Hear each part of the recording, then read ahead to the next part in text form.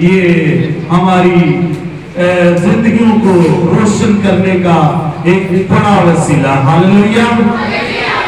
تو میلاد کا کلمہ باب لوکا کی انجیل اس کا 23 باب اس کی 46 آیت میں سے ہم تلاوت کریں گے.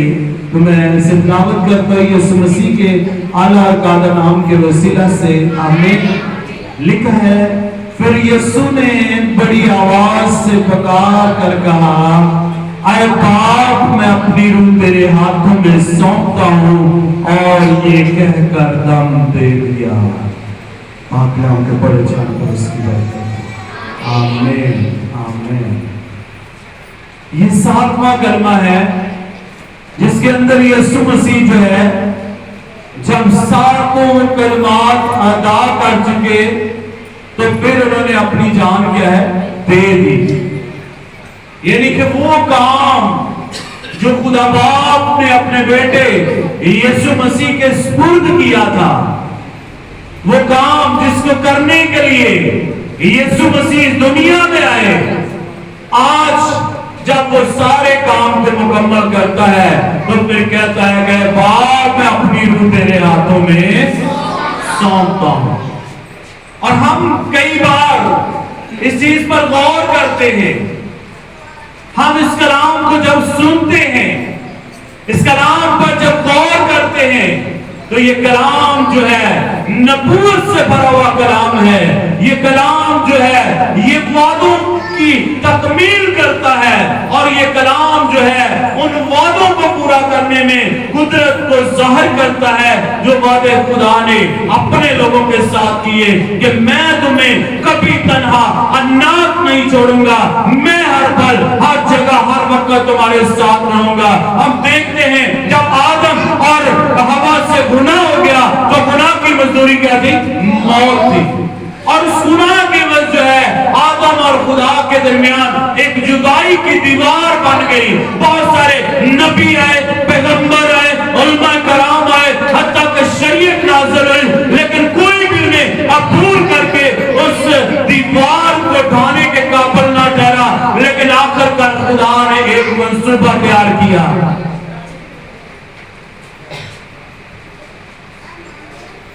خدا نے ایک منصوبہ تیار کیا، اور وہ منصوبہ کیا ہے کہ خدا نے اپنا اکلوتا بیٹا بخش دیا تاکہ جو کوئی اس پر ایمان لے کر آئے ہلاک نہ ہو بلکہ ہمیشہ کی زندگی پائے.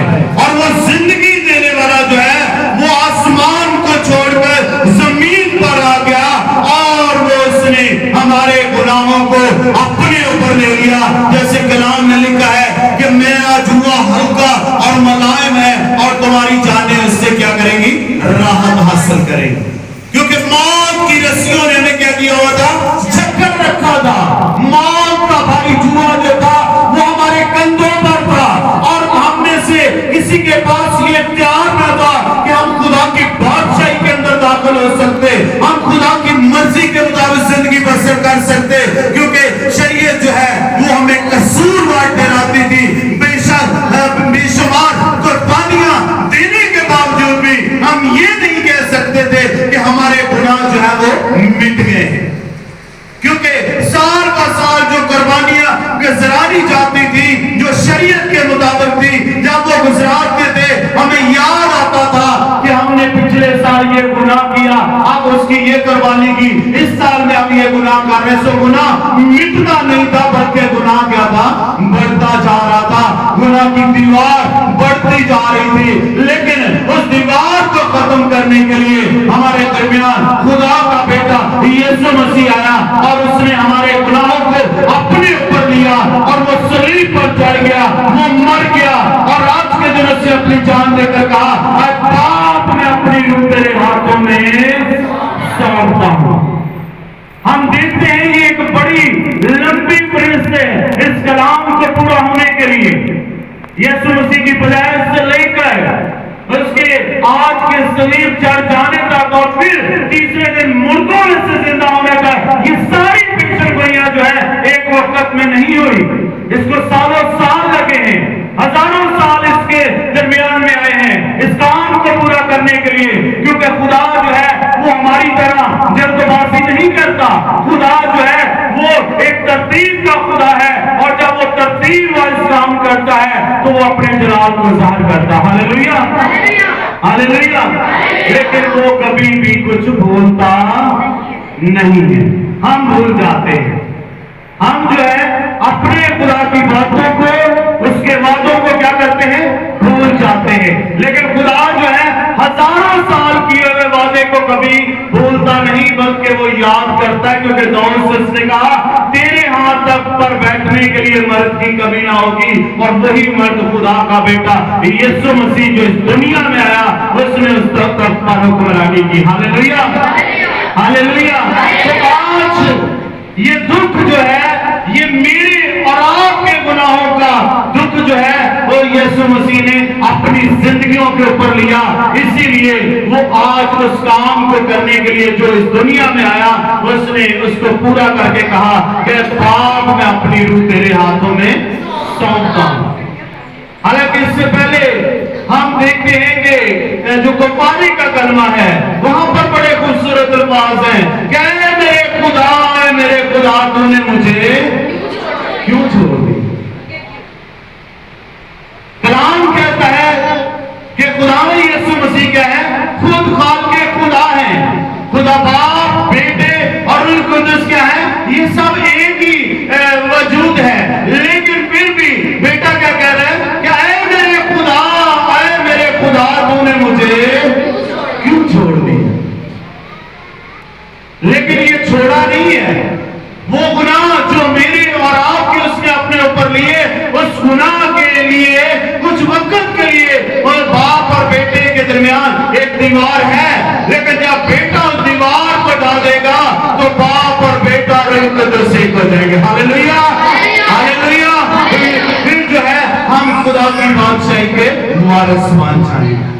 آج ہم کیا ہے؟ خدا کی بادشاہی کے وارث ہیں، اور کس وجہ سے ہیں؟ کیونکہ یسوع مسیح کا خون جو آج کے دن صلیب پر بہہ گیا وہ ہماری نجات کا سبب بنا۔ ہاللیلویہ ہاللیلویہ۔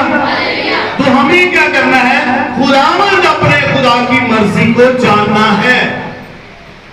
خدا جو ہے وہ وعدوں کا خدا ہے، اس نے جو وعدے کیے وہ ان سے ہرگز پیچھے نہیں ہٹتا۔ اس نے کہا میں تم سے وعدہ کرتا ہوں کہ میں تم سے کبھی دستبردار نہ ہوں گا، میں تمہیں اکیلا انات نہیں چھوڑوں گا۔ تو وہ آج ہمیں کبھی بھی اکیلا انات نہیں چھوڑتا۔ تو اس نے وعدہ کن سے کیا؟ اپنے لوگوں کے ساتھ۔ تو وعدہ کو کیے ہوئے کتنے سال بیت گئے؟ ہزاروں سال پیچھے اس نے وعدہ کیا۔ تو آج بھی وہ وعدوں میں سچا اور عادل ہے، اور وعدوں کو یاد رکھتا ہے۔ اور ہم کیا کرتے ہیں؟ کتنے لوگ جانتے ہیں کہ جو رات کو ہم نے میسج سنا ہے وہ کس حوالے سے تھا؟ جو آج بتائے گا یہ 1000 روپیہ اس کا ہے، جو رات کو آئے تھے۔ یہ صرف ایک رات کی بات ہے، جو رات کو آئے تھے ایک رات کی بات ہے، آپ سوئے ہیں، آپ کو والے بھول گئے، لیکن خدا کا کلام پیدائش سے لے کر مکاشفہ تک بھرا ہوا، خدا اس کو پورا کرنے کی قدرت رکھتا ہے۔ ہاللیلویہ۔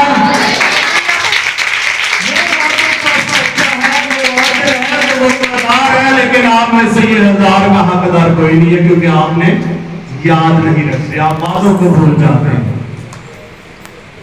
رات کو جو حوالے تھے کوئی اتنے مشکل نہیں تھے، اسی میں سے تھے۔ لوکا کی انجیل 22 آیت کے اندر ہم نے سیکھا کس طرح خدا میں یسوع مسیح نے دکھ سہے، اور اس نے کہا کہ میری یادگاری میں ایسا ہی کیا کرنا۔ پھر یوحنا کی انجیل اس کے 13 باب اس کی 12 سے 18 آیت تک ہم نے سیکھا، وہاں پر خداوند یسوع مسیح نے اپنے شاگردوں کے پاؤں دھوئے اور کہا کہ تم اسی طرح خدمت کیا کرنا ایک دوسرے کی۔ آمین۔ حوالے بھی مشکل نہیں تھے، آیتیں بھی مشکل نہیں تھی، رات کی بات ہے لیکن رات کے اندر رہ گئی۔ آمین۔ تو ہم ایک رات کے اندر بھول جاتے ہیں، لیکن ہمارا خدا ازل سے ابد تک زندہ ہے۔ ہاللیلویہ ہاللیلویہ۔ تو جب وہ اپنے وعدوں کو پورا کرتا ہے تو پھر ضرور ہے کہ ہم جو سیکھتے ہیں ہم اس پر عمل کریں۔ آمین۔ جب ہم یہ سوچ کر خدا کی حضوری میں بڑھیں گے کہ ہمارا خدا ہمیں زندگی بخشتا ہے، ہمارا خدا ہم سے پیار کرتا ہے، ہمارا خدا جس نے ہمارے لیے اپنا اکلوتا بیٹا